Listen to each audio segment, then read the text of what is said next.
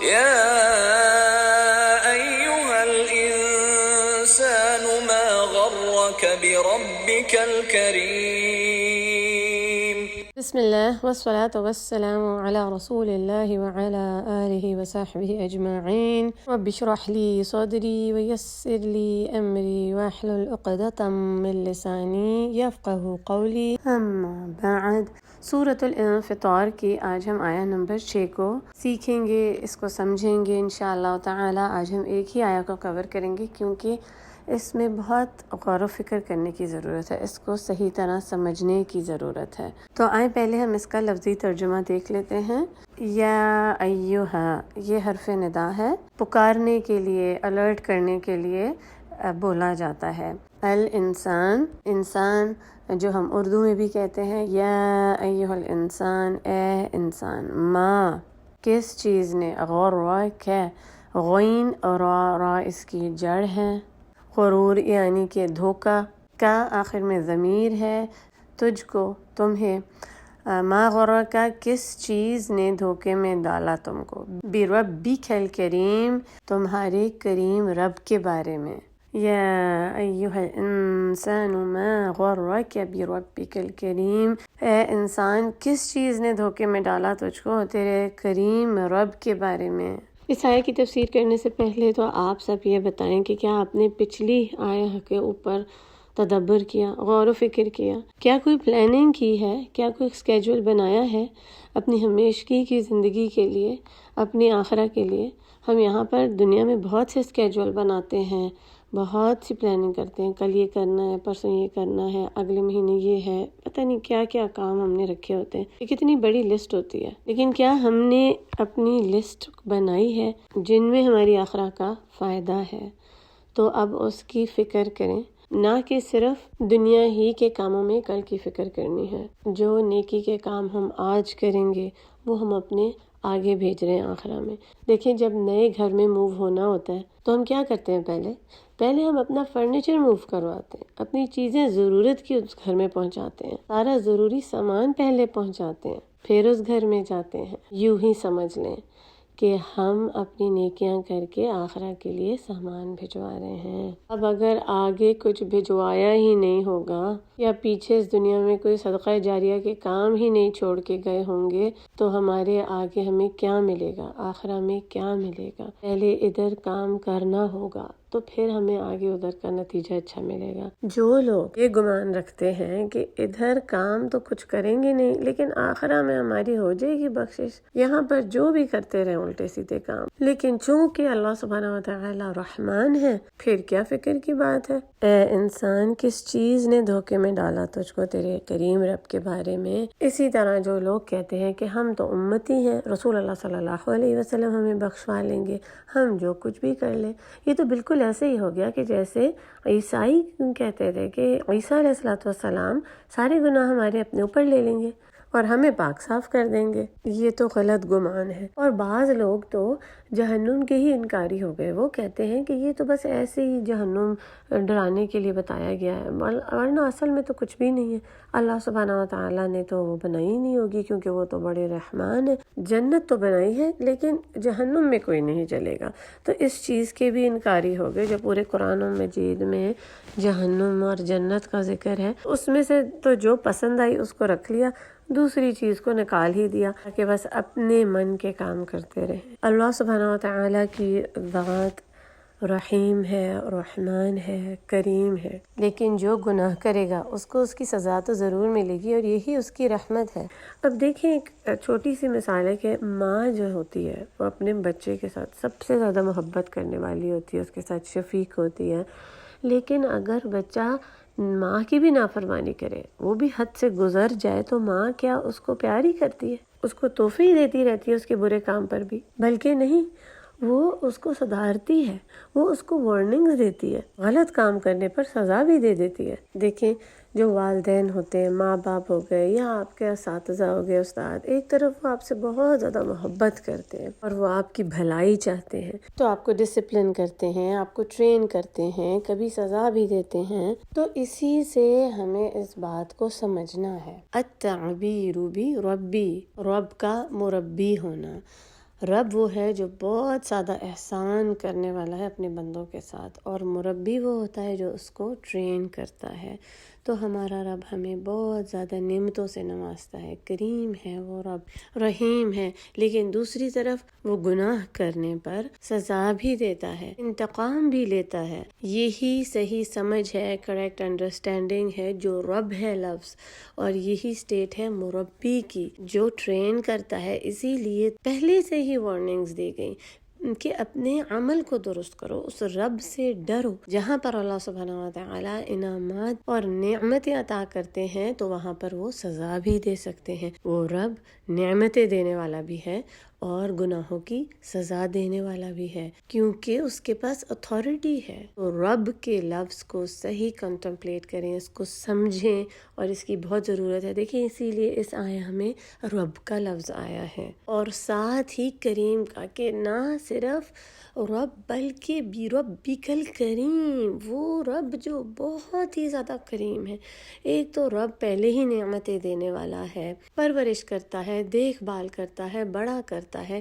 جیسے سمجھیں کہ کبھی اگر آپ نے پودا لگایا ہو تو کیسے آپ اس کا دیکھ بھال کرتے ہیں، اس کے خیال کرتے ہیں، اس کو خوراک بھی دیتے ہیں، اس کو کتنا سورج لگنا چاہیے، کتنی ہوا لگنی چاہیے، سب بہت خیال کرتے ہیں۔ تو اسی سے ہم سمجھیں کہ رب بھی پالتا ہے، نرچر کرتا ہے، خیال کرتا ہے، نعمتیں عطا کرتا ہے، اچھے برے کا بتاتا ہے۔ تو پہلے ہی وہ رب ہے، اور نہ صرف رب بلکہ کریم رب، بہت ہی زیادہ عطا کرنے والا۔ اسی لیے اس آیا میں آیا ہے بِرَبِّكَ الْكَرِيمِ۔ کریم بہت ہی خوبصورت لفظ ہے۔ الکریم اللہ سبحانہ وتعالی کے لیے آیا ہے۔ سورہ علق میں بھی الاکرم آیا ہے۔ کریم لفظ نکلا ہے کرم سے۔ کریم کا مطلب ہوتا ہے بہت ہی زیادہ عظمت، عزت والا، جس کی بہت ہی زیادہ حمد و ثنا کی جاتی ہو، اور پھر یہ کہ جو بہت ہی نوبل ہو، کائنڈ ہو، پاک دامن اور رحم دل، اور بہت زیادہ دینے والا، عطا کرنے والا، کسی کے مانگے بغیر ہی۔ جیسے کہ اکرام کا ہمیں پتہ ہی ہے، ایکسٹریم جنراسٹی جس کو کہتے ہیں نا، حد سے زیادہ عطا کرنے والا۔ جب وہ دے تو اسے خوشی محسوس ہو، نہ کہ اس کو بخیلی کا احساس ہو۔ دیکھیں جیسے ہمیں اکثر، ہم تو انسان ہیں، ہم کبھی کسی کو دینے لگتے تو ہم کہتے ہیں کہ اللہ سبحانہ وتعالی ہمیں اور عطا کریں گے، کیا ہوا اگر ہم یہ دے دیں؟ ایسا خیال آتا ہے نا کہ یہ چیز ہم سے جا رہی ہے اور یہ چیز کم ہو گئی ہے۔ ایسا ہی ہوتا ہے نا۔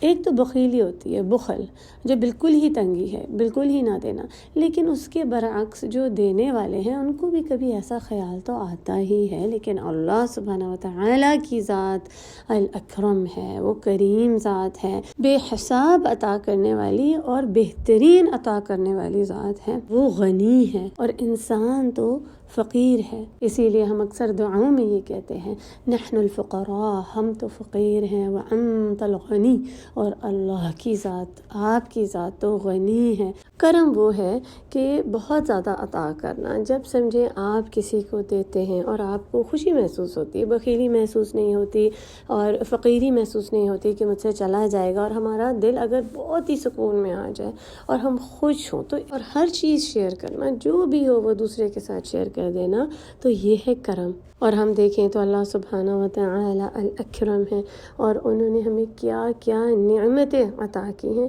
اور ہم اس کے ناشکرے بندے ہیں۔ انسان بہت ہی ناشکرا ہے، بھول جانے والا ہے، اس کی دی ہوئی نعمتوں کو بھلا دیتا ہے۔ اسی لیے اس آیا میں آیا یا ایھا الانسان، انسان کس سے ہے؟ انس سے، جس کے مختلف معنی ہیں، جس میں سے ایک ہے محبت، احساس، خیال کرنا، جو انسان کو جانوروں سے الگ کر دیتے ہیں، اور ایک اور اس کا معنی ہے نسیان سے، بھول جانا، کہ وہ بھول جاتا ہے جو اللہ سبحانہ وتعالی نے اسے عطا کیا ہے۔ کتنی نعمتیں ہیں کہ ہم شکر ادا ہی نہیں کر سکتے۔ وہ کریم رب جس کا عرش بھی کریم ہے، اس کریم رب نے کریم رسول بھیجے، اس نے القرآن الکریم بھیجا، اس کریم رب نے بے شمار نعمتیں عطا کی۔ ہم اپنے ارد گرد اگر دیکھیں تو اس رب نے جو ہم پر کرم کیے ہیں، جو بے شمار نعمتیں عطا کی ہیں اس دنیا میں، ہوا، پانی، ہمارے اپنے جسم کو دیکھ لیں کہ اس میں کیا کیا چیزیں اللہ سبحانہ وتعالی نے، اس کریم رب نے ہمیں دی ہیں، جس کو ابھی تک ہم جان ہی رہے ہیں۔ پھر اس کریم رب نے ہمیں توفیق عطا کی کہ ہم نیکی کے کام کر سکیں، ورنہ انسان تو نیکی کے کام بھی نہیں کر سکتا۔ اور پھر اس نے جو ہمیں دعا کی نعمت دی کہ وہ محبت کرتا ہے اس سے، جو اس سے مانگتا ہے اس کو خوشی محسوس ہوتی ہے۔ یہ ہے بربک الکریم، وہ ہے کریم ذات۔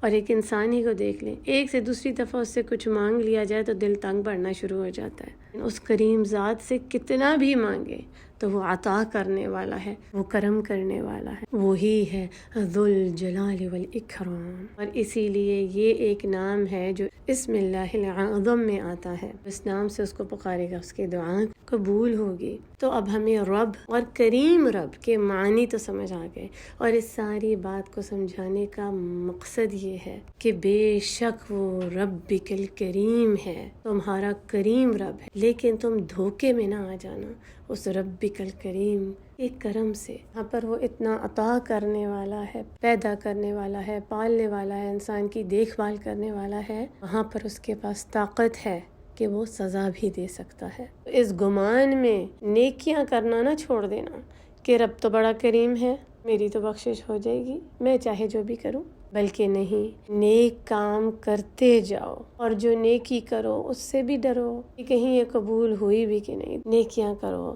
اور ساتھ ہی توبہ کرتے رہو اور دعا کرو قبولیت کی، اپنے نیک اعمال کی جو آگے بھیج دیے اور جو پیچھے چھوڑ دیے ہیں۔ دیکھیں اگر ان دونوں آیات کو ہم ملائیں تو ذرا اس آیات پہ غور و فکر کریں۔ ایک تو انسان کا لفظ استعمال ہوا ہے پوری انسانیت کے لیے، جیسے کہ شروع میں ہم نے آیا کے بارے میں بات کی ہے کہ جو بھی ہیں دوسرے مذاہب کے بھی، اور یہ کہ جو عیسیٰ علیہ السلام کو کہتے ہیں کہ وہ ہمارے گناہ اپنے سر پر لے لیں گے اور ہمیں بچا لیں گے، تو وہ بات بھی ہو گئی۔ اور نہ ہی کوئی مسلمان یہ سوچ لے کہ رسول اللہ صلی اللہ علیہ وسلم ہم مجھے بچا لیں گے، چاہے میں جو بھی کرتا پھرتا رہوں، چاہے میں قرآن ہی کو چھوڑ دوں، نیکی کے کام چھوڑ دوں۔ اور پھر اس سے اوپر درجے کی بات ہم کرتے ہیں، جو نیکیاں کرتے ہیں وہ بھی اس گمان میں نہ رہیں، اس ذوم میں نہ رہیں کہ بس بہت نیکیاں کر لی ہم نے، ہمارا تو بہت ہی اونچا مقام ہے، کہ ڈرتے رہیں، معافی مانگتے رہیں اور ان اعمال کی قبولیت کی دعا کرتے رہیں۔ ہماری تو عبادات بھی مکمل نہیں، اس میں بھی کمی بیشی ہے، وہ رب کی شان کے مطابق تو کبھی ہو ہی نہیں سکتی۔ تو اپنے نیک اعمال پر فخر نہ کریں، ان کو بہت زیادہ نہ سمجھیں، ان کو کم ہی سمجھیں۔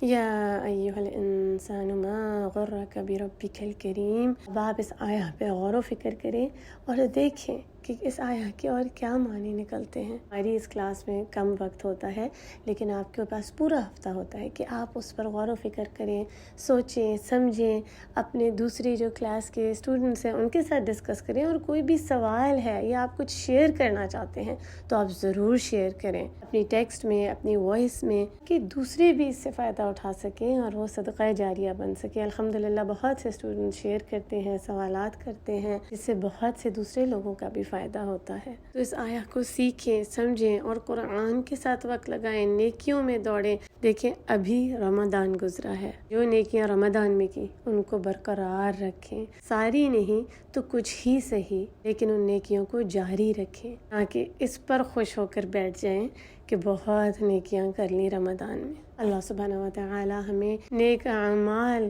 کی توفیق عطا کریں اور ان پر جمع دیں، ان پر استقامت عطا کریں، اور ہمیں توفیق عطا کریں کہ ہم اس رب کریم کی نعمتوں کا ایسا شکر ادا کریں جو رب کریم کو محبوب ہو اور وہ اس سے راضی ہو جائے۔ آمین یا رب العالمین۔ یاد رکھیں کہ جب اللہ سبحانہ وتعالی کے دو نام اور صفات اکٹھے آتے ہیں وہ اللہ سبحانہ وتعالی کی مکمل ذات کے بارے میں بتاتے ہیں۔ ایک نام دوسرے کے کانٹرڈکٹ کرنے کے ساتھ اس کو سپورٹ بھی کرتا ہے، تو یعنی کہ وہ رب جو انتہائی کریم ہے، رحیم ہے، کائنڈ ہے، رحم دل ہے، درگزر فرمانے والا ہے، معاف کرنے والا ہے، فوراً سزا نہیں دینے والا، تو دوسری طرف یاد رکھو کہ وہ تمہارا رب بھی ہے جو وقت آنے پر پکڑ بھی کرنے والا ہے اور سزا بھی دینے والا ہے۔ تو تم صرف اس کے کرم، اس کے کریم ہونے کے بارے میں دھوکے میں نہ پڑ جانا، بلکہ یاد رکھنا کہ وہ تمہارا رب بھی ہے۔ اللہ سبحانہ وتعالی ہمیں توفیق عطا کریں کہ ہم ان آیات کو صحیح طرح سیکھ اور سمجھ کر ان پر عمل کرنے والے بن جائیں۔ آمین یا رب العالمین۔ وآخر دعوانا ان الحمد للہ رب العالمین۔ السلام علیکم ورحمۃ اللہ وبرکاتہ۔